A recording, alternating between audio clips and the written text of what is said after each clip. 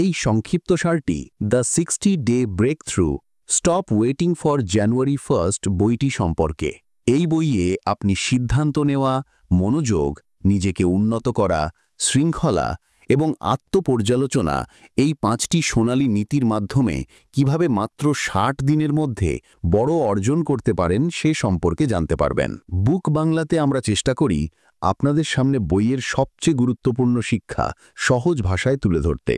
লেখক শুরুতেই বলছেন যে কৌশলটা তিনি শেখাবেন সেটা দিয়ে মাত্র 60 দিনের মধ্যে আপনি এমন কিছু অর্জন করতে পারবেন যা অন্যরা সারা বছরেও পারে না।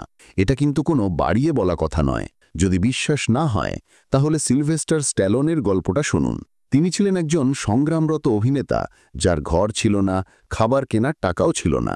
কিন্তু একদিন তিনি ঠিক করলেন নিজের জীবনের গল্প নিজেই লিখবেন। মাত্র 21 দিনের মধ্যে তিনি বিখ্যাত রকি অর্থাৎ ROKKY এর পুরো স্ক্রিপ্ট লিখে ফেললেন।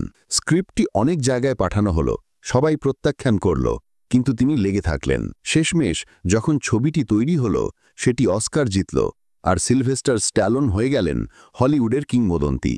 ভাবুন তো, যদি তিনি তখন বলতেন বছর তো শেষ হতে চলল, নতুন বছরে দেখব, তাহলে কি আমরা আজ রকির গল্প জানতে পারতাম? ঠিক এখানেই লেখক বলছেন পার্থক্যটা সময়ের নয়, পার্থক্যটা হলো সিদ্ধান্তের। যে একবার মনে প্রাণে ঠিক করে নেয় সে সবকিছুই করতে পারে। তাই নতুন বছরের অপেক্ষা নয়, কারণ প্রথম দিন অর্থাৎ ডে 1 আজ থেকে শুরু হয়। একদিন বলে কিছু নেই।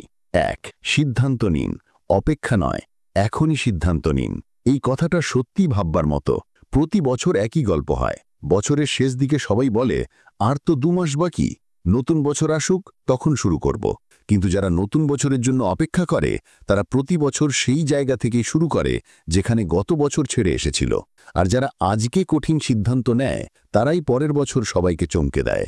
জয় সবসময় তার হয় যে শুধু ভাবে না, কাজ করে, যে জিজ্ঞেস করে না কখন শুরু করব, বরং বলে আমি এখনই শুরু করছি। মনে রাখবেন, জীবনের বড় ফলাফল সময় থেকে আসে না, আসে আপনার নেওয়া কঠিন সিদ্ধান্ত থেকে। জেকে রোলিংয়ের কথাই ধরুন। যখন তিনি হ্যারি পটার লিখতে শুরু করেন তখন তার কাছে না ছিল টাকা, না ছিল সময়, শুধু একটা সিদ্ধান্ত ছিল, তিনি হাল ছাড়বেন না। আজ সেই বই কোটি কোটি মানুষের প্রেরণা। বিজ্ঞানও এই কথা সমর্থন করে। যখন আপনি দৃঢ় সিদ্ধান্ত নেন তখন মস্তিষ্কের RAS অর্থাৎ রেটিকুলার অ্যাক্টিভেটিং সিস্টেম সক্রিয় হয়। এটা আপনার মনকে লক্ষ্যের দিকে মনোযোগ করতে সাহায্য করে। এই কথাটা সত্যিই ভাববার মতো। যখন আপনি সিদ্ধান্ত নেন, মহাবিশ্ব আপনার জন্য পথ খুলে দিতে শুরু করে। 60 দিন যথেষ্ট সময় যদি আপনি প্রতিদিন সততার সাথে লেগে থাকেন। মনে রাখবেন, সময় কখনো কম থাকে না, শুধু আমাদের ইচ্ছা শক্তি দুর্বল হয়। তাই আজ থেকে সিদ্ধান্ত নিন। কাজ হবে মুড দিয়ে নয়, মিশন দিয়ে। 2 মনোযোগ দিন, প্রতিদিন শুধু একটি জিনিসের ওপর। কখনো ভেবে দেখেছেন কেন কিছু মানুষ অল্প সময় সফল হয় আর বাকিরা বছরের পর বছর একই জায়গায় আটকে থাকে? উত্তরটা খুব সোজা, ফোকাস বা মনোযোগ। আজকাল পৃথিবীটা এত গোলমেলে যে আমরা আসল লক্ষ্য থেকে সরে গেছি। ফোন, নোটিফিকেশন, সোশ্যাল মিডিয়া সব আমাদের শক্তি শুষে নেয়। কিন্তু মনে রাখবেন, যিনি প্রতিদিন শুধু একটি জিনিসের ওপর মনোযোগ দেন তিনিই পৃথিবীতে সবচেয়ে দ্রুত এগিয়ে যান। গবেষণা বলছে যখন মস্তিষ্ক একসময় একটি কাজে ফোকাস করে তখন ফল 5 গুণ দ্রুত আসে। লেজার রশ্মির কথাই ভাবুন, সেটাও লোহা কাটতে পারে, কারণ সেটাও আসলে ফোকাস করা আলো। থমাস এডিসনকে যখন জিজ্ঞেস করা হলো কেন তিনি 1000 বার ব্যর্থ হয়েও হাল ছাড়েননি, তিনি হেসে বলেছিলেন, আমি 1000টি উপায় শিখেছি কিভাবে বাল্ব তৈরি হয় না। ভাবুন তো, এডিসন যদি রোজ নতুন কিছু নিয়ে ব্যস্ত থাকতেন তাহলে কি আমরা আজ বাল্ব পেতাম? না, তিনি প্রতিদিন শুধু একটি জিনিসে ফোকাস করেছিলেন। এই কথাটা সত্যিই ভাববার মতো। আজ আমরা কাজের পেছনে নয়, ডোপামিনের পেছনে ছুটছি। প্রতিটি নোটিফিকেশন আমাদের মনকে প্রতারণা করে যে আমরা কিছু অর্জন করছি।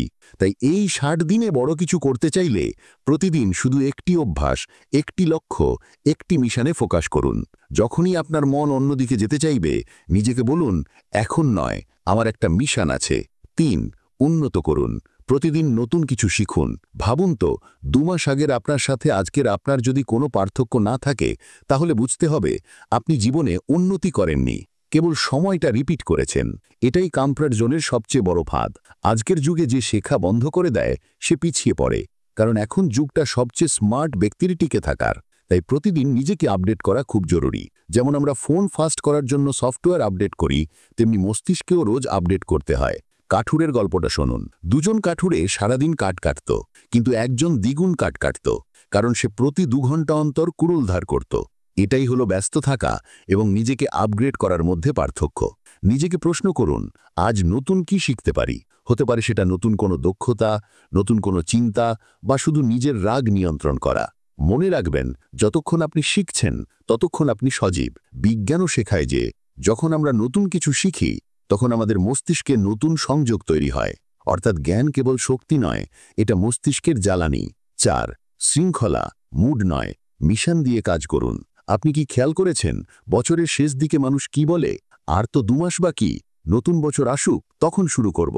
কিন্তু যারা মুডের অপেক্ষায় থাকে তারা নিজেদের ভাগ্য হারায়। আর যারা শৃঙ্খলাকে মিশন বানিয়ে নেয় তারা এই শেষ 2 মাসেও এমন কিছু করে দেখায় যা অন্যরা পারে না। শৃঙ্খলার মানে এই নয় যে আপনাকে সব সময় উৎসাহিত থাকতে হবে। এর মানে হলো যখন মন চাইবে না তখনও কাজ করা। কারণ গ্রোথ আসে প্রতিশ্রুতি থেকে, আরাম থেকে নয়। মনে রাখবেন, মুড পরিবর্তন হয় কিন্তু আপনার মিশন একই থাকে। একজন লেখকের গল্প ছিল। তিনি প্রতিদিন মাত্র 1 পাতা লেখার প্রতিশ্রুতি নিয়েছিলেন। মুড থাকুক বা না থাকুক তিনি লিখতেন। 6 মাসে 200 পাতার বই লেখা হলো এবং সেটা বেস্ট সেলার হলো। কারণ তিনি মুড দেখেননি, দেখেছেন মিশন। শৃঙ্খলা আসলে আত্মসম্মান। এর মানে হলো আপনি নিজের কাছে করা প্রতিশ্রুতি রক্ষা করেন। প্রতিদিন মাত্র 1% ভালো হওয়ার শৃঙ্খলা যদি রাখতে পারেন তাহলে 60 দিনে আপনি 100 গুণেরও বেশি উন্নত হতে পারবেন। এটাই হলো যৌগিক প্রভাব। মনে রাখবেন, এই কথাটা সত্যিই ভাববার মতো। সাফল্য আপনার মুডকে পাত্তা দেয় না, এটি শুধুমাত্র আপনার শৃঙ্খলার কাছে সাড়া দেয়। 5. আত্মপর্যালোচনা। প্রতি রাতে নিজেকে প্রশ্ন করুন। রাতে যখন সবাই ঘুমিয়ে পড়ে তখন আপনার ভিতরের আসল মানুষটি জেগে ওঠে। দিনের শেষে যখন মোবাইল নীরব হয়ে যায় তখন আপনার হৃদয় কথা বলে, আজ কি আমি এমন কিছু করলাম যা আমাকে আমার স্বপ্নের কাছাকাছি নিয়ে গেল? আত্মপর্যালোচনা মানে দিনের শেষে নিজের ভিতরে তাকানো। বিজ্ঞানও বলে যে সেলফ রিফ্লেকশন আপনার মস্তিষ্ককে পুনরায় সাজায়। আপনি কি সঠিক করেছেন আর কি ভুল তা ভাবলে আপনার মন নিজেই আরও ভালো সিদ্ধান্ত নিতে শেখে। এক ব্যবসায়ীর গল্প ছিল। তিনি প্রতি রাতে ডায়েরিতে লিখতেন, আজ কি শিখলাম। বছর শেষে তিনি দেখলেন তিনি শুধু 1 বছর বুড়ো হননি, বরং 1 বছর স্মার্ট হয়েছেন। এটাই হলো জীবনযাপন করা আর সত্যিকারের জীবনযাপন করার মধ্যে পার্থক্য। প্রতি রাতে নিজেকে এই প্রশ্নগুলো করুন। আমি কি আজ আমার লক্ষ্যের দিকে এগিয়েছি? আমি কি আমার সময় সঠিক জায়গায় দিয়েছি? মনে রাখবেন, অজুহাত শেষ হলে গ্রোথ শুরু হয়, আর অজুহাত তখনই শেষ হয় যখন আপনি নিজের কাছে সৎ থাকেন। প্রতি রাতে নিজেকে বলুন, প্রিয় আমি নিখুঁত নই, কিন্তু আমি উন্নতি করছি। উপসংহার, এখন সময় এসেছে কেবল শুরু করার। যদি আপনি এতদূর শুনে থাকেন তাহলে বুঝুন, ঈশ্বর চান যে এবার আপনি থামা বন্ধ করুন। কত বছর কেটে গেল কাল থেকে শুরু করব বলতে বলতে। জীবন ক্যালেন্ডার বদলালে পাল্টায় না, পাল্টায় সিদ্ধান্ত নিলে। এই শেষ 2 মাস আপনার জীবনের মোড় ঘুরিয়ে দিতে পারে। যারা বলে আমার মুড নেই তারা কখনো জেতে না, কিন্তু যারা বলে আমি মিশনে আছি সে ইতিহাস তৈরি করে। প্রতিদিন নিজেকে বলুন, আমি 1 জানুয়ারির জন্য অপেক্ষা করছি না, আমি এখনই শুরু করছি। কারণ নতুন বছর কিছু বদলায় না, আপনি যখন বদলান তখন সব কিছু বদলে যায়। সময় কম নয়, আপনার ইচ্ছা শক্তি দুর্বল হতে দেবেন না, কারণ আপনার সিদ্ধান্তই আপনার ভাগ্য তৈরি করে। এই ছিল the 60 day breakthrough, stop waiting for January 1 বইটির মূল শিক্ষা। আরও বইয়ের সংক্ষিপ্তসার পেতে চোখ রাখুন বুক বাংলাতে।